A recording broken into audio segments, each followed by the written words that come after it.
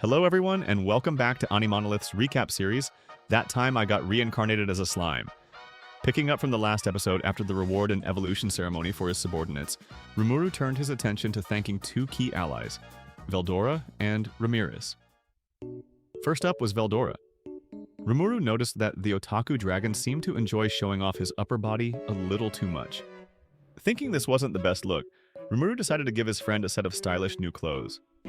"Oh, Rimuru, my friend and ally! At last you have noticed my feelings. I have always wanted to wear something nice," Veldora exclaimed. The clothes, made by Shuna using high-end materials, thrilled Veldora to no end. Rimuru couldn't help but smile. After all, Veldora had been a huge help in the recent battle. He supported Ramirez in relocating the town into the labyrinth, mentored Zedian, the rising star of Tempest, and provided a massive reservoir of magicules as the labyrinth's core energy source. Rimuru realized that a few sets of clothes weren't nearly enough to repay Veldora's contributions. He made a mental note to do more for his old friend in the future. Next was Ramirez.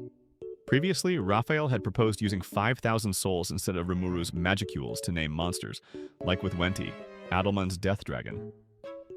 This method not only avoided draining Rimuru's magicules, but also preserved pre-existing soul connections, such as the one between Wenti and Adelman.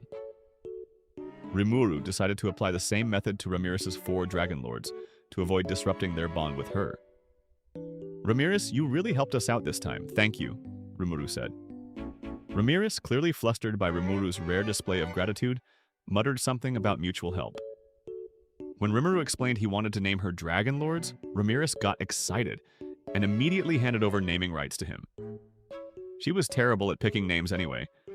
The Dragon Lords had higher magicule levels than upper-level magians, but were still lacking compared to the standards of true Dragon Lords.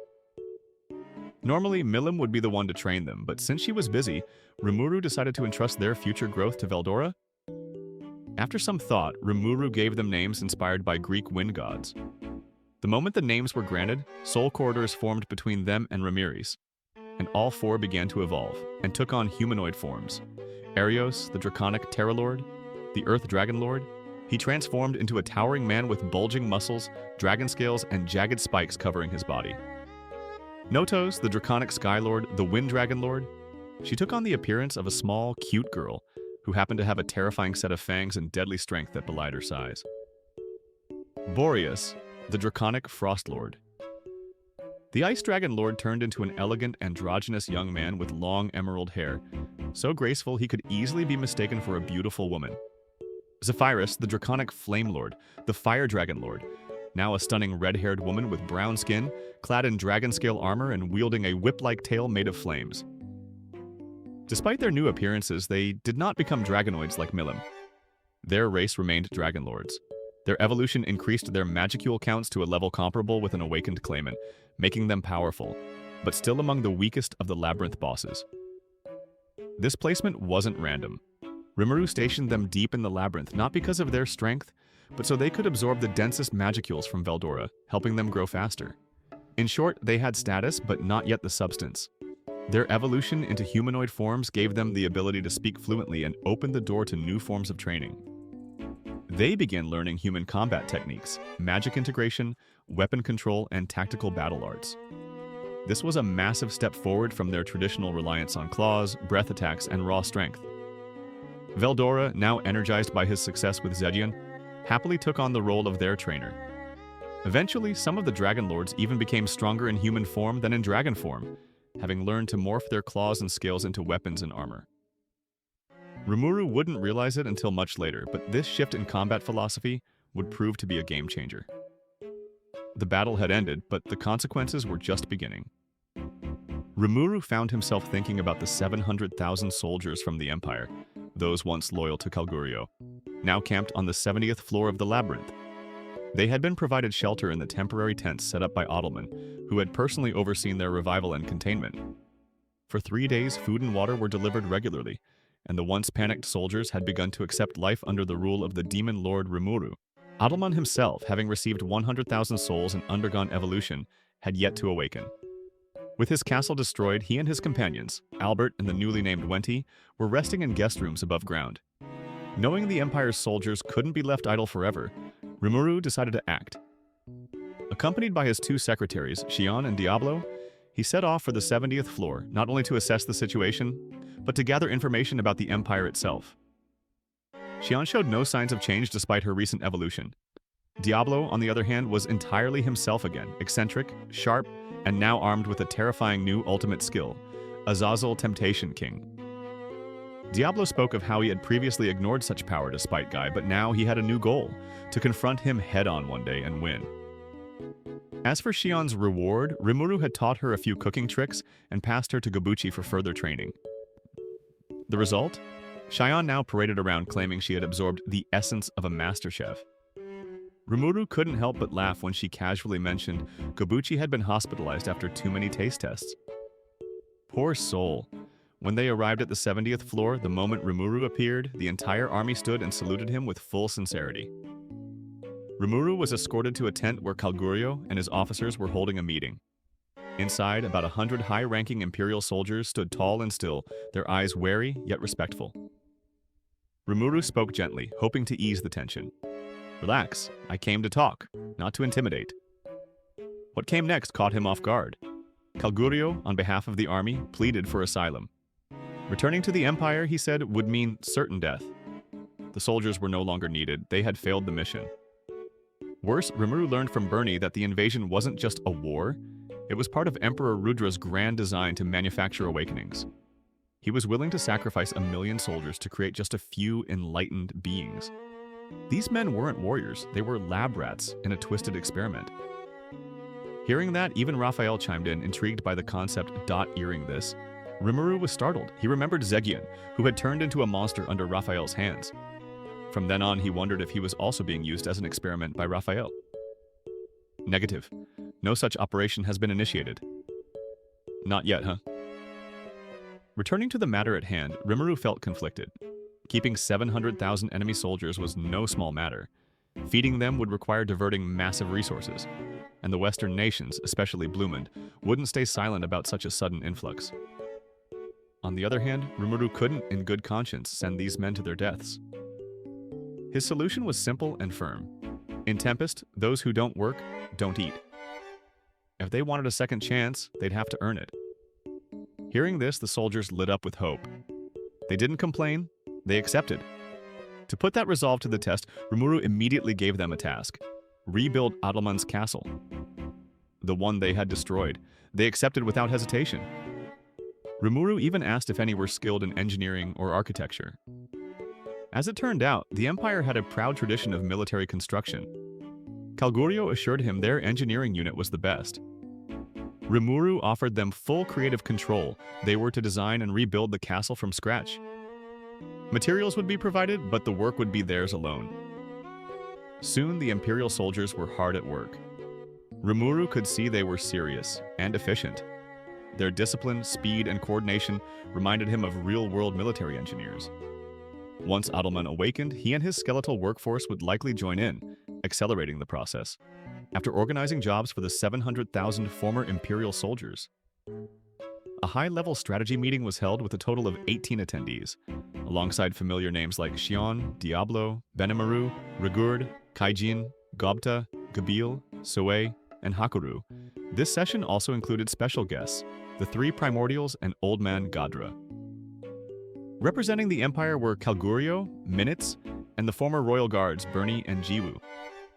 The meeting kicked off with introductions, and the moment the Imperials found out that Diablo and the 3 demon women were Primordials, their faces drained of color. Rimuru, noting their reactions, mentally sighed, "Yeah, can't blame them." Without wasting time, Rimuru activated his magic and projected live visuals of the Empire's airship fleet. Kalgurio, calm despite the tension, began his report. Currently, 300 airships from the Empire's Armored Corps were transporting 30,000 troops from the Magic Beast Corps to the northern region of Ingratia. But these weren't ordinary troops. They were partnered with Magic Beasts, effectively doubling their combat force to 60,000. Accompanying them was a support unit of 30,000 magic users, mostly rookies with limited combat experience, under the command of a major general named Zamud. Their primary role was to operate the ships and handle logistics. Rimuru quickly pinpointed the real threat here: General Gladium and the Magic Beast Corps. However, this front had already been assigned to Luminous, ruler of the Holy Empire of Lubelius. With her army of holy knights and elite warriors plus Hinata by her side, Rimuru trusted they'd be able to hold the northern line. Still, just in case, 150,000 troops from Testarossa, part of the Western Nation's reserve army, were on standby and ready to assist if Luminous called for help. In short, depending on the situation, Tempest would intervene if necessary. Next, the topic turned to Yuki. Bernie revealed that Emperor Rudra had apparently anticipated Yuki's coup attempt, meaning the imperial capital's political storm was just around the corner. On top of that, a key player emerged. Damrata, one of Cerberus's trio of elite leaders, was no mere figurehead. According to Gadra, Damrata is the deputy director of Imperial Intelligence, while Tatsuya Kondo serves as the director. Damrata had instructed Bernie and Jiu to protect Masayuki, but at the same time, Kondo had secretly ordered them to assassinate Masayuki, and once that was done, to turn their attention toward killing Rimuru himself. That conflict of commands meant Bernie, who still harbored some loyalty toward Masayuki, had planned to eliminate Rimuru first, saving Masayuki for last. The stark contrast between Damrata and Kondo's motives revealed that the Imperial Intelligence leadership was deeply divided and dangerous. After reviewing what they knew about Damrata and Tatsuya Kondo, Rimuru began piecing things together. Kondo, known as the Information Phantom, was a reincarnated being and a saint class, rivaling even Hinata and Granbull. Both he and Damrata were extremely cautious men, placing little trust in their subordinates. Bernie's team, despite being elite, had been kept entirely in the dark about their leader's intentions. Rimuru speculated that Damrata may have wanted to protect Masayuki, perhaps because of his uncanny resemblance to Emperor Rudra. In the Empire, trust was a rare luxury. Paranoia ruled. To prevent betrayal, even the single-digit elites didn't know each other's identities. Only Rudra, the Marshal, Damrata, and Kondo knew who the top operatives really were. There were 9 single digits, each one awakened with an ultimate skill. Ranked below them were the reserve force, 10th ranked warriors held in case of vacancies, and the support group in 11th place and beyond. Bernie was ranked 7th, Jiwoo 9th. Only the top 6 had ever seen the Emperor's face. Kondo and Damrata, usually away on assignments, left the daily protection of Rudra to 4 fearsome warriors known as the 4 Knights, unmatched in strength and never replaced for decades. But that wasn't all. The real shock came when Testarossa dropped a bombshell. The Imperial Marshal, the terrifying presence that overshadowed all the rankers, was none other than Velgrind, the Scorched Dragon, Veldora's older sister. She was the reason Testarossa faked her loss during the Crimson Lake incident, and why even Guy had avoided clashing with the Empire for years. Velgrind was immortal.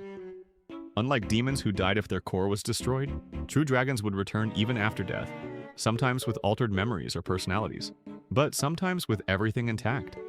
Rimuru realized that Velgrind wasn't just a major piece on the board, she was the board. The Empire had a nuclear deterrent in the form of a crimson dragon. Rimuru was grateful he hadn't rushed into war. A single misstep could have meant Tempest's annihilation. As for Yuki, with a true dragon guarding the Empire, his rebellion plans were practically a joke. Rimuru planned to warn him soon, and to avoid sibling bloodshed, he decided to keep Veldora out of this upcoming battle. Just as he was trying to strategize, Diablo casually announced that he had already summoned Guy. Rimuru stared at him in shock, barely suppressing his killing intent. "You called him?" "Yes." No turning back now. Rimuru quickly assigned tasks to everyone and ended the meeting, ready to deal with the Demon Lord of Crimson himself. Rimuru still has quite a few challenges ahead for Guy, but the benefits are not small. Let's follow it in the following video. Thank you for listening, goodbye, and see you again.